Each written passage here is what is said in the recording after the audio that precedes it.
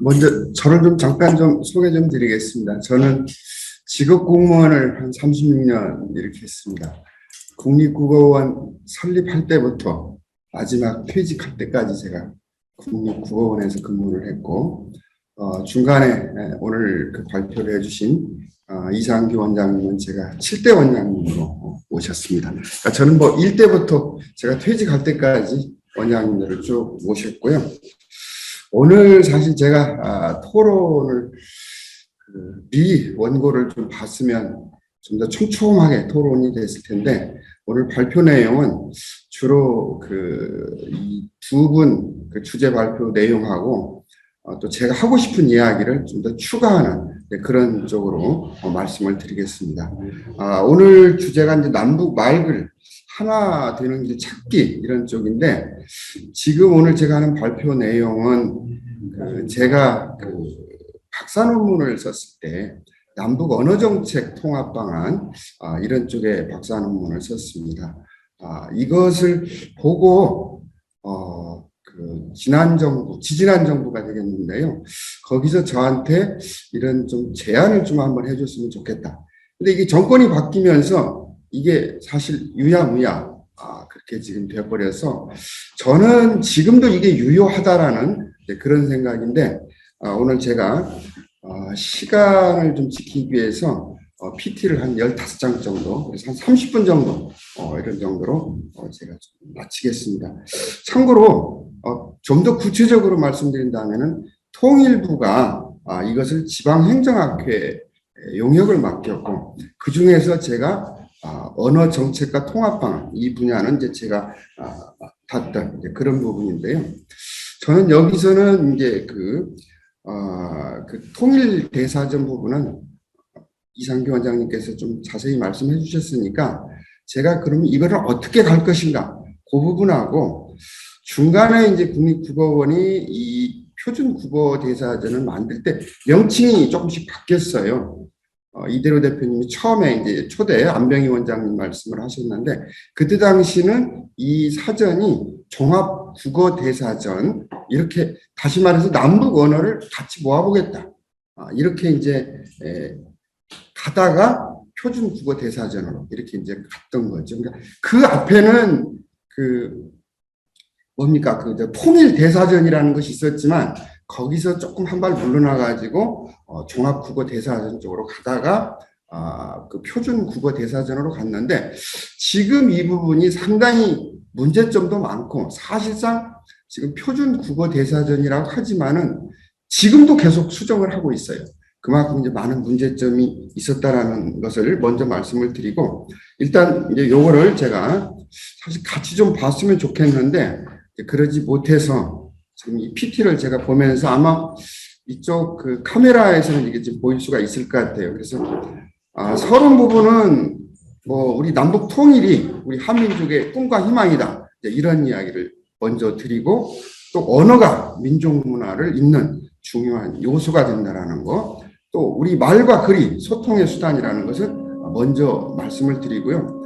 이 언어 정책 기관이 남쪽과 북쪽이 약간씩 차이가 있는데, 사실상 어떻게 보면은 출발은 거의 비슷한 시기지만 우리보다 오히려 북쪽이 더 먼저 시작을 했는데, 남쪽의 언어 정책 기관을 좀 살펴본다면 이제 그 학술원, 바로 이제 광복 이후죠. 그리고 이제 문교부의 국어심의, 그 다음에 국어조사연구회, 그 다음에 국어순화 추진회, 그 다음에 1984년 국어연구소, 이게 이제 민간단체였죠. 그리고 이제 문화부 어문과. 사실은 제가 이제 공직을 시작할 때가 그 문교부에서 출발했는데, 어찌 보면 언어정책을 추진하면서 90년 문교부에서 문화부로 이 어문과를 만들면서 제가 이동을 했습니다. 그때는 제가 이제 관리로 들어갔다가 박사 공부를 하면서 이제 국립국어연구원으로 이렇게 이제 이동을 하게 되는데, 이 박사 논문을 쓸 때 북한의 학자들이 제 논문을 심사를 하고 나왔어요. 그때 이제 제가 모셨던 분이 남기심 원장님이었는데, 북한의 학자들을 이분이 모시고 와가지고 남한에서도 한 10여 분, 북한에서도 한 10여 분, 그리고 이제 중국에서 또 한 20여 명, 30명이 제 박사 논문을 심사를 했던 거죠. 그리고 이제 그때 이제 제가 이 남북 언어 정책 부분을 이제 이야기를 했었고, 그리고 이제 2006년에 이상규 원장님 오셔가지고 국립국어원이 되고, 그때 이제 상당히 많은 부분에서 가장 중요한 것은 바로 이 이제 그 한국어 해외 보급이라고 하는 세종학당 부분. 이것은 이제 이상규 원장님이 저한테 과제를 주시고 제가 이제 실무를 봤던 거죠. 그때 이제 이 명칭도 쓰기 시작했던 거고. 잠시 아까 그뭐 170 몇 개 말씀하셨는데 조금 지난 엊그제 또 발표한 것까지 합하면은 지금 244개입니다.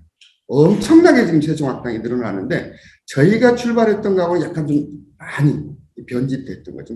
그 부분은 이제 좀 넘어가고요. 자, 이제 북한은 우리가 53년에 이제 그 학술원으로서 출발한다면 북한은 조선어문 연구 47년이니까 우리보다 거의 한 그 10년 먼저 이렇게 시작했다고 볼 수가 있겠죠. 그리고 학술용어사전위원회가 49년, 그리고 이제 조선어와 조선문학연구소가 52년, 그리고 국립국어연구원이 저희는 90년에서 이렇게 발족을 하는데 북한은 언어학연구소가 64년에 우리보다 무려 25년 정도가 빠르다는 거지. 그리고 이제 우리 국어심의와 똑같은 것이 국어사정위원회가 66년에 이렇게 시작을 합니다. 다른 부분들은 이제 좀 빼고라도 남한의 국립국어원하고 북한의 언어학연구소는 동등하다. 남한의 국어연구소하고 북한의 국어사정위원회가 동등하다. 이거는 이제 우리가 말씀을 드릴 수가 있습니다. 가장 오늘 제가 여기서 강조하고 싶은 부분을 먼저 말씀드릴게요. 남북의 언어관입니다. 이 부분은 아까 이상규 전 원장님께서도 그걸 말씀을 해주셨는데 얼마나 의지가 있느냐. 저는 이 언어관에서 여기서 이것을 살펴볼 수가 있어요.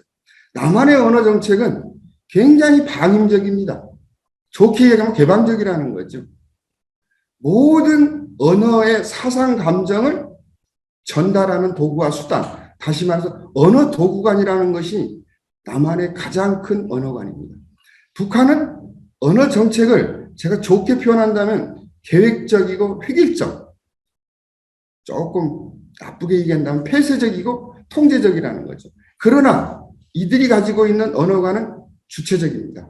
언어 주체관을 우리가 조금 알아볼 필요가 있습니다.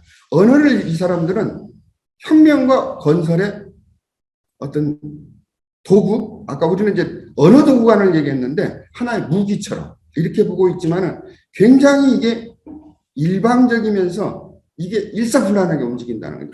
그것을 오늘 가장 제가 오늘 강조를 하고 싶고요.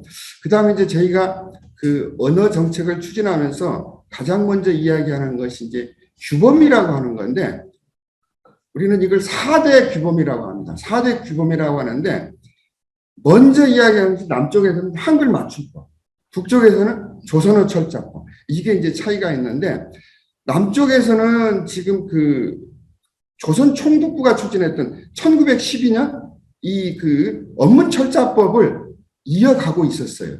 이어가다가 1933년에 맞춤법 통일안이 바로 이 한글학회, 조선어학회에서 추진했던 것을 사실상 어떻게 보면은 그때는 국가가 이런 부분을 소홀히 했기 때문에 조선어학회가 맞춤법 통일안을 1933년에 형태주기 표기법으로 발표를 하는 거죠. 그게 그대로 이어왔고 88년에 문교부가 이걸 발표를 하는데 사실상 이거는 이 조선어학회 안을 정부가 그대로 받아들인 거죠. 말은 개정이라고 하지만 개정이 아니고 조선어 그 학회 안을 그대로 받아들인 거죠. 거기에 비하면은 북한은 조선어 철자법을 계속해서 바꿔갑니다.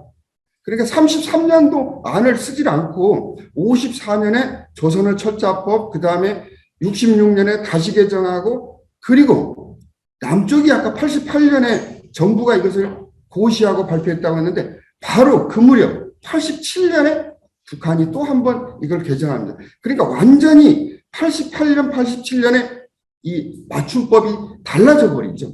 그래서 구체적인 것은 여기서 제가 이야기를 하지 않겠습니다. 중요한 것이 뭐 이쪽에 뭐 사이표라든지 그 다음에 뭐 그 히읗 받침 소리에서 히읗 받침을 쓰던 것들을 완전히 빼버리는 거고, 북쪽에서는 이때 당시에 조선의 철자법을 만들면서 말다듬기, 이 내용들이 상당히 많이 철자법에도 반영이 되는 거죠.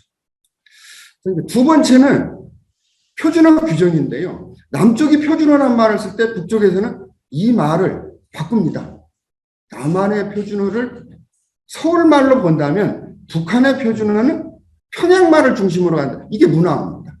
저는 이 표준이라는 거, 아까 이상규 원장님께서 언어를 표준으로 하는 것보다는 진짜 북쪽에서 만든 이 문화가 굉장히 저한테는 와 닿고요. 상대적으로 조선말 대사전에 보면은 남쪽에 그런 방언보다 훨씬 더 많이 들어갑니다. 표준 국어 대사전이 50만이지만 실제로는 한글 학회에서 만든 우리말 큰 사전 33만에다가 북한말 한 7, 8만, 방언 한 뭐 10여만. 이게 표준 대사전이 된 거죠. 어떻게 보면은 제가 국립국어원에 근무를 했지만 50만 단어라고 하지만 별로 달라진 게 없는 거예요. 북한말 집어넣고 방언 집어넣고 이게 표준 대사전 된 거죠. 이게 33만 단어가 이 한글 학교에서 만들었던 우리말 큰 사전이에요. 거기에서 별로 벗어나지를 못했다는 거죠. 이게. 그래서 그 부분을 다시 여러분들이 한번 새겨볼 필요가 있고요. 남한의 표준어는 아까 말씀드린 대로 언문철자법, 이게 이제 조선 총독부가 거기에 뭐라고 나오냐면 경성어는 바로 지금 서울이죠. 이것을 표준어로 한다는 거고, 조선어 학회에서 만들었던 표준말은 대체로 현재 중유사회에서 아마 연세 드신 분들은 이거 다 기억을 했을 겁니다. 그런데 이 표준어 규정이 이 말을 바꿔버려요. 대원칙에서 교양 있는 사람들이 두루 쓰는 현대 서울말로 한다. 이렇게 이제 표준어 규정이 88년에 달라지고요. 북한은 66년에 김일성 교시가 내려갑니다. 평양말 중심의 문화를 사용한다. 그리고 92년도에 한글 학회에서 우리말 큰 사전을 92년도죠. 그때 이제 사전을 내니까 북한이 바로 92년도에 조선말 대사전을 북한도 똑같이 냅니다. 그리고 나서 국립국어원은 이 조선말 대사전을 보고 깜짝 놀라는 거예요. 우리 종합국어 대사전 만들자. 그때 시작했던 것이 바로 이제 종합국어 대사전의 출발점이라고 할 수가 있겠습니다. 근데 더 여기서 제가 문화하고 표준어를 보면서 놀라운 것 중에 하나가 북한은 이미 이 문화어 속에 표준어 발음법이 들어있었어요. 그런데 우리는 발음에 대해서 한 번도 다룬 적이 없어요. 실제로 우리말 큰 사전에서도 발음에 대해서는 많이 이게 빠졌었어요. 그러다가 88년도 표준어 규정을 만들면서 처음으로 발음법이 거기에 들어갑니다. 여기에 얽힌 이야기는 제가 여기서 공식적으로는 발표하지 않겠습니다. 이 표준 발음법을 만드는데 정말로 저는 한심하다는 생각이 들어요. 우리 정부가 6개월 만에 이 표준 발음법을 만드는데 조사 없이 들어간 거예요. 그리고 나서 이것을 88년도에 발표를 해버린 거죠. 이거는 저는 심각한 문제가 있는 거예요. 발음이 그래서 중요한 거거든요. 지금 제가 봤을 때 표준어 규정 중에서 가장 엉망인 것이 표준 발음법입니다. 이거 고쳐야 돼요. 문제가 있습니다. 이게. 다시 말해서 언어 조사를 할 때 발음을 먼저 보고 표기가 나와야 되거든요. 근데 이게 안 된 거죠. 근데 거기에 비하면은 북한의 문화어 발음법은 굉장히 철저하게 되어 있다는 거죠. 한 번쯤 이거는 우리가 언어 통일에서는 또 한 번 새겨볼 필요가 있는 부분이에요. 자, 그 다음에 외래어 표기법입니다. 세 번째가 되는 거죠. 외래어 표기법이 남한은 맞춤법 통일한 속에 외래어 표기법을 이게 잘못된 거예요. 이게. 동떨어져 나와야 되는데 이 지금 외래어라고 하는 것을 당시에는 의식을 별로 못 했던 거예요. 그러다가 중간에 48년도에 들어온 말 적는법으로 이게 바꿔지거든요. 이게 너무나 외래어 표기법이 전문적이고 어렵다라고 해서 이게 언어적 학자들의 목으로만 생각했던 거예요. 그런데 사실은 여기서 또 한 번 혼란이 오거든요. 외래어 표기법하고 노마자 표기법을 분간을 못한 거예요. 이게. 그래서 48년도에 들어온 말 적는 법을 넣었다가 58년도에 이 맞춤법 통일안 속에서 다시 노마자 한글화 표기법이 또 들어가는 거예요. 노마자가 뭔지 외래어가 뭔지 이 구분이 안 됐던 거예요.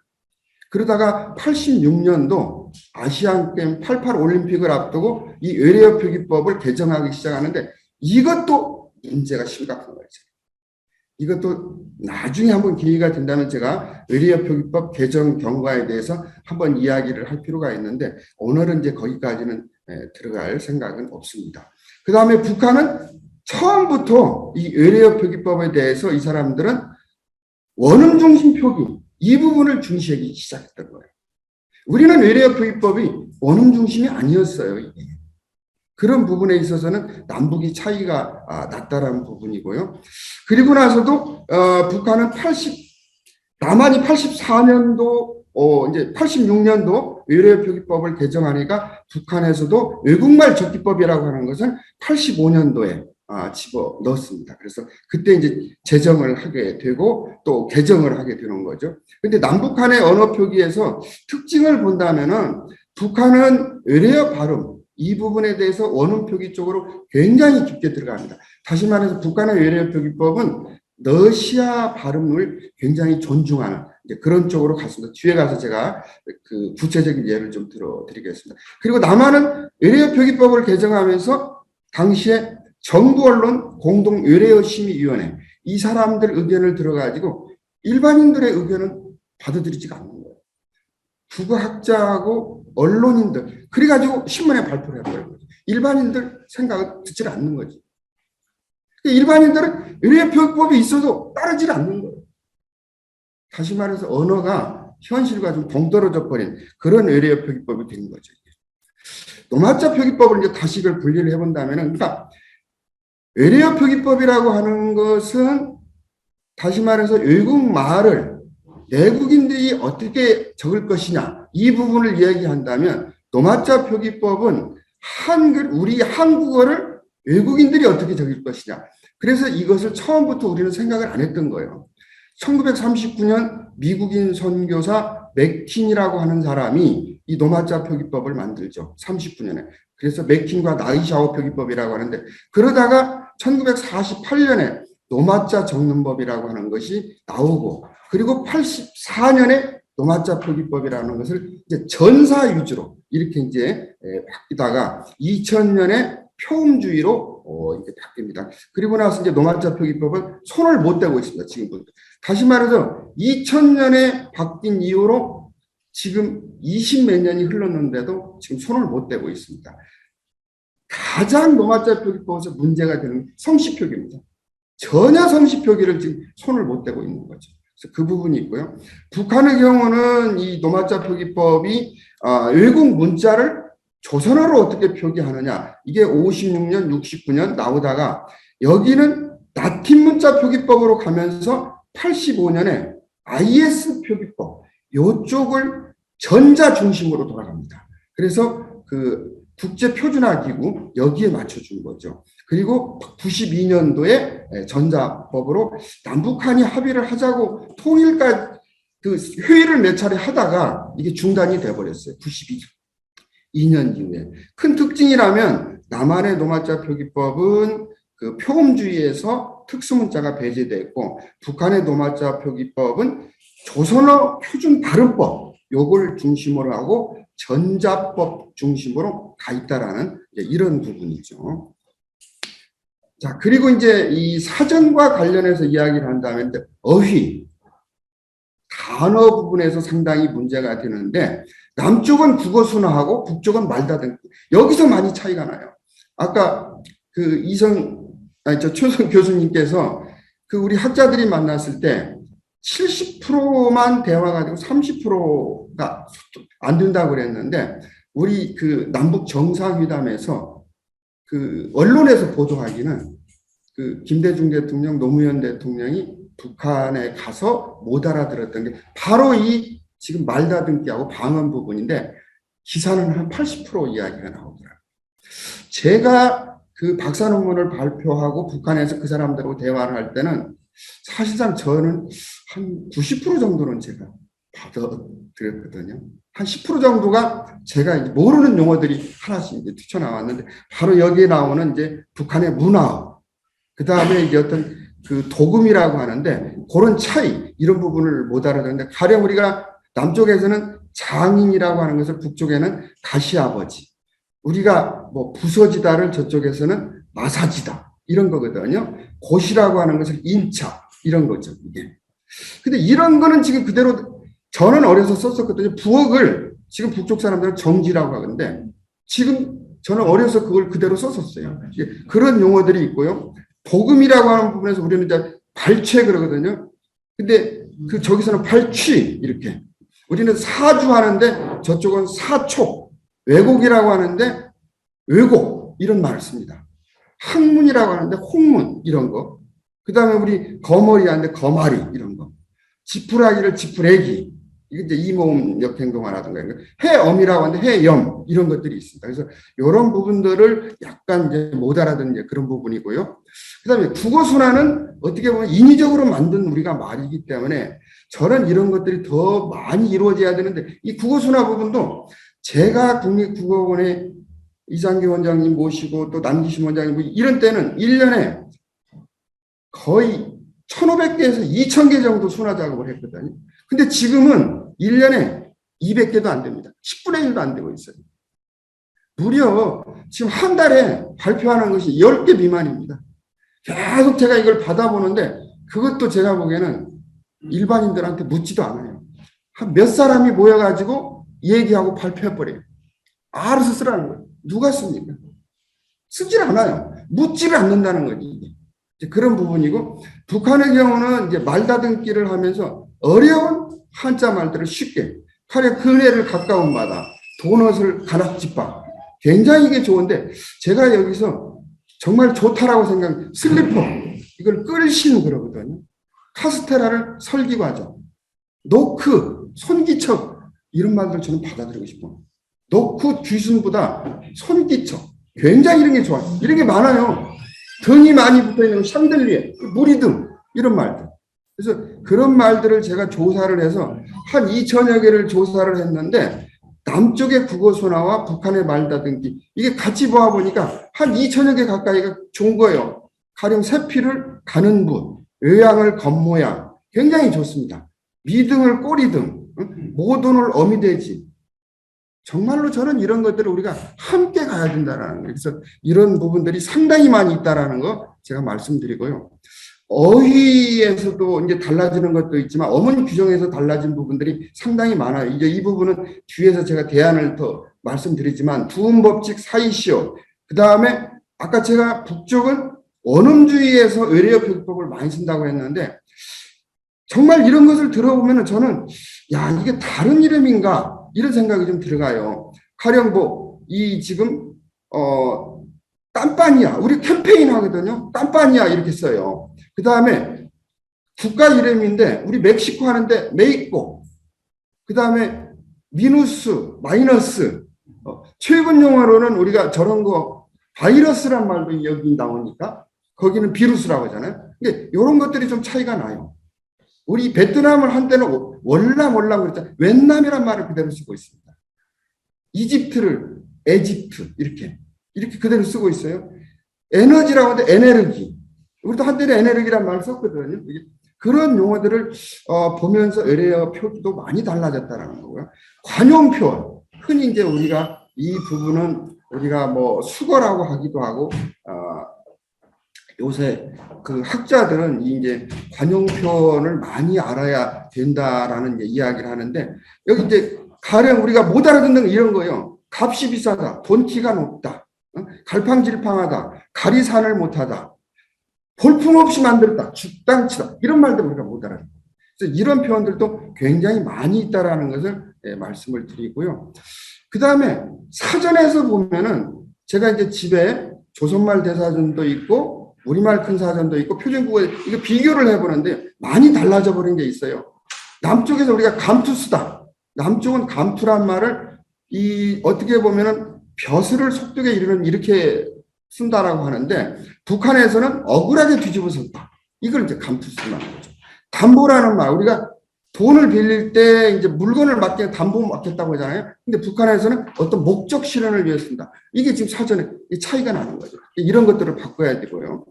그 다음에 이제 어감도 달라져 버린 게 있어요. 부자라는 말. 남쪽 사람들은 재물이 많고 넉넉한 경우를 부자라고 하는데 북쪽은 착취와 협작 이걸로 긁어모았다. 이렇게 부정적인 의미가 있고요.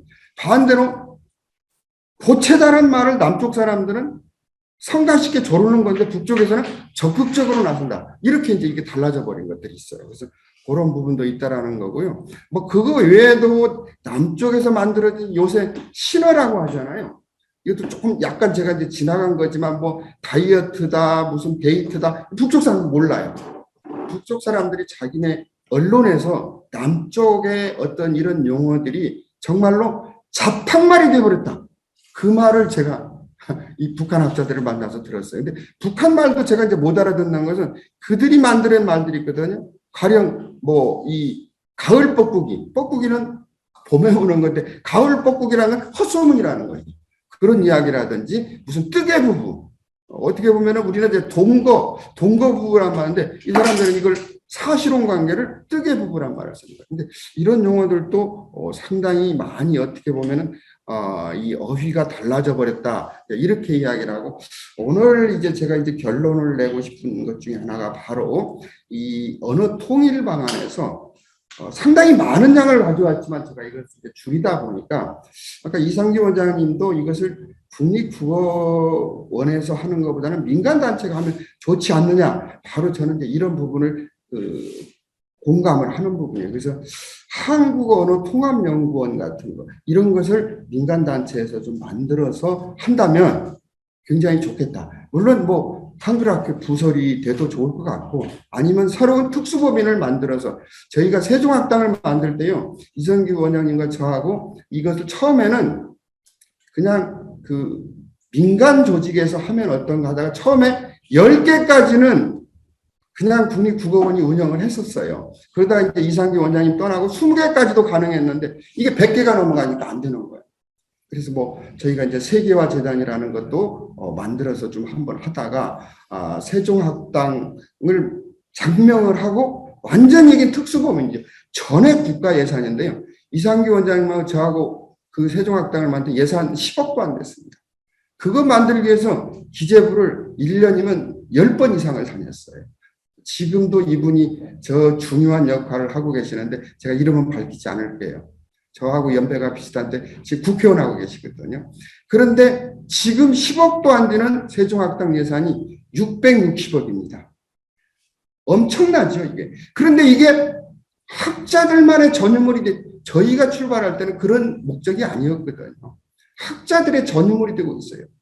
이런 부분들은 많이 지금 개선이 필요한 부분. 당연히 제가 이 언어통합 부분에서 이 말하자면 통합사전 이런 것을 만든다면은 재정이 많이 필요한데 남북협력기금이나 아니면 아까 얘기한 특수법인을 만들어서 국고 보조를 받거나 이런 식으로 이게 가야 되고요.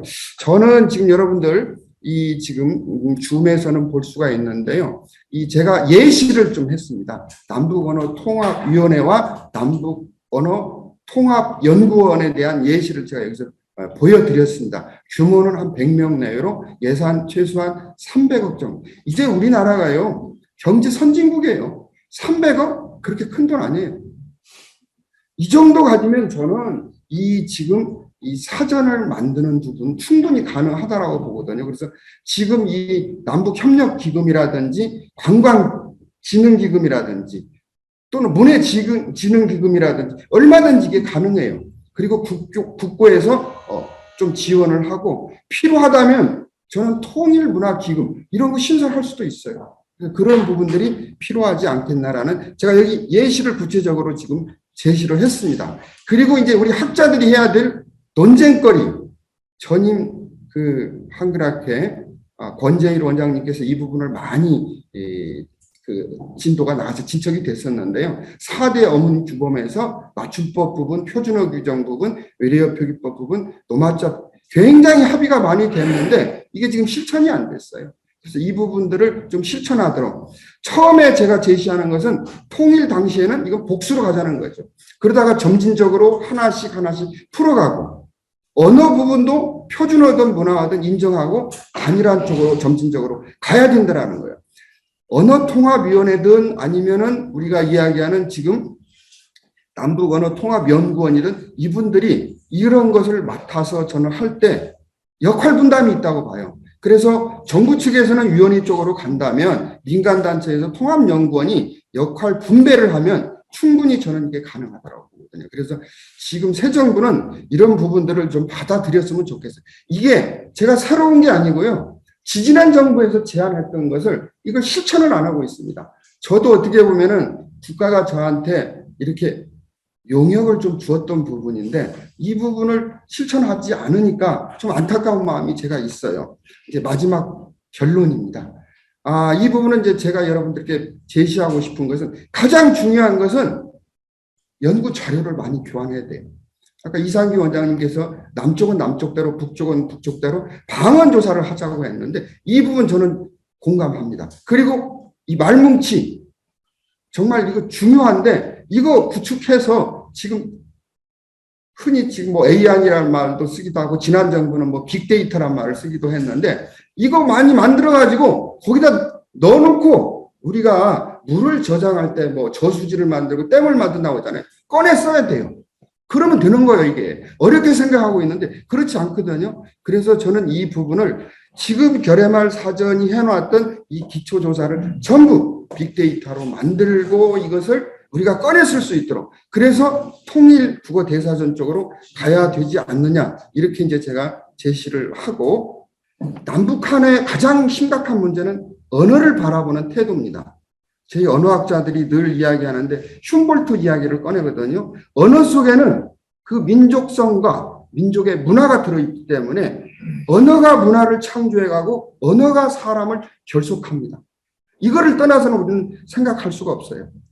북쪽 사람들도 이 언어를 어떤 혁명과 건설의 도구로만 보지 말고 우리가 인간 교제를 하는데 중요한 수단으로 바라보자는 거죠. 그래서 이것을 첫 번째 말씀드리고요. 두 번째는 우리가 한국어 영어 통합 연구원을 만들 때 가장 중요한 게 저는 신뢰 그리고 배려라고 봅니다. 이 부분을 우리가 서로 양보하고 또 복수안을 받아들이고 그리고 이게 단일화로 가는 것이 옳지 않느냐 저는 이렇게 생각을 하고요. 아까 최선 교수님 독일 예를 들었는데 제가 독일을 2번 갔다 왔습니다. 동서독 통일 과정을 보러 간 게 아니라 언어 통합하는 거 이걸 보러 간 거예요. 동독과 서독이 갈라져 있을 때 이 사람들은 듀된 사전을 만들어 갑니다. 이때 언어학자들은 동독과 서독을 자유스럽게 왔다 갔다 했어요. 분단이 돼 있어도 우리 남북이 분단이 돼 있어도 저는 이 통일 사전 하나를 만들 걸 위해서라도 남북 학자들이 정말로 왔다 갔다 상호 이게 굉장히 중요한데 그 부분에서는 저는 신뢰와 배려 이게 필요하다고 봅니다. 서로 양보하고 복수를 허용하는 이런 부분하고요. 두 번째 또 하나 강조하고 싶은 것 중에 하나가 범민족 말다듬기 국어순화운동 이게 지금 남쪽이든 북쪽이든 멈췄어요. 이거야말로 저는 우리의 언어의 순수성 이거를 회복하는 길이라고 봅니다. 북쪽이 주체성을 강조할 때 우리도 순수성을 강조해야 돼요. 그래서 이 부분을 계속 이어갔으면 좋겠고요. 마지막입니다. 이제는 우리 국어 교육을 좀 강화했으면 좋겠어요. 이번에 코로나19 때문에 가장 먼저 언어에서 달라진 거 국어 실력이 현저하게 떨어졌다는 거. 저는 이거 보고 심각하게 언론이 그거를 보도만 할 게 아니라 정부에서 이거를 좀 알아듣고 하나의 경고라고 저는 생각합니다. 국어교육 강조해야 돼요. 지금 우리 수능 시험에서요, 이 국어가 형편없이 지금 떨어지고 있어요. 문법에 대한 것을 학교에서 가르치질 않아요. 이게 수능 시험에서 나오지가 않아요. 이게. 정말 남북이 앞으로 가는 길은 저는 모국어 교육을 충실히 하는 것. 이게 바로 우리가 오늘 이야기하는 남북 언어 하나 되는 길 찾기에 저는 마지막 단계가 아닌가 이렇게 말씀을 드리고 제 이야기 마치겠습니다. 감사합니다.